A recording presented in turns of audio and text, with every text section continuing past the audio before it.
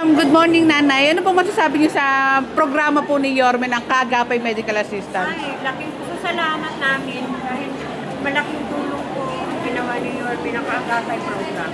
Ayan. Salamat, Nanay. Kayo po, Ma'am.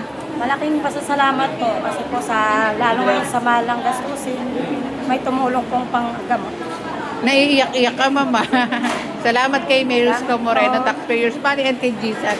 Ma'am, mensahe niyo po sa ating butihing Yorme. Maraming salamat yung natulungan ko ang anak ko kasi kasi niya lupus.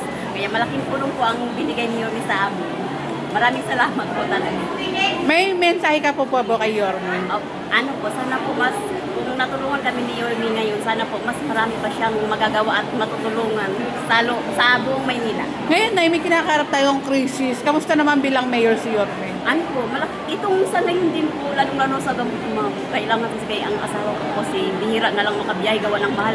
Driver po ng jeep. Sa isang linggo, isang beses na lang makabiyahe, gawa ng mahal daw kasi ang gasol. Opo, pero kasi ang magbiyahe kaysa. Opo, pero sinulusyonan po yan ni Yorme ng 2 linggo po.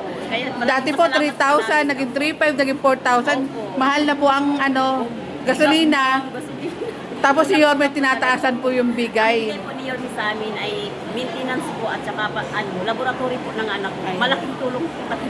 Opo, sobra. Sobra. Ma'am, dagdag ko lang po yung sa may gasolina. Meron din po binigay na fuel subsidy Opo, po na 4,000 din po. Malaking tulong din po kahit paano pang araw-araw. Umaapaw din po yung biyaya kahit may kinakarap po tayong krisis, hindi po nagpapabaya si Opo, Yorme. thank you Yorme.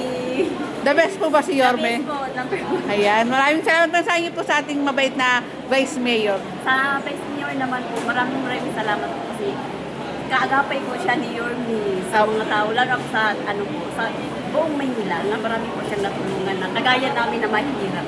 Sana wala po siyang sawang magtulong sa amin. Wala po, ma'am. Maraming salamat po. God bless po. God bless po.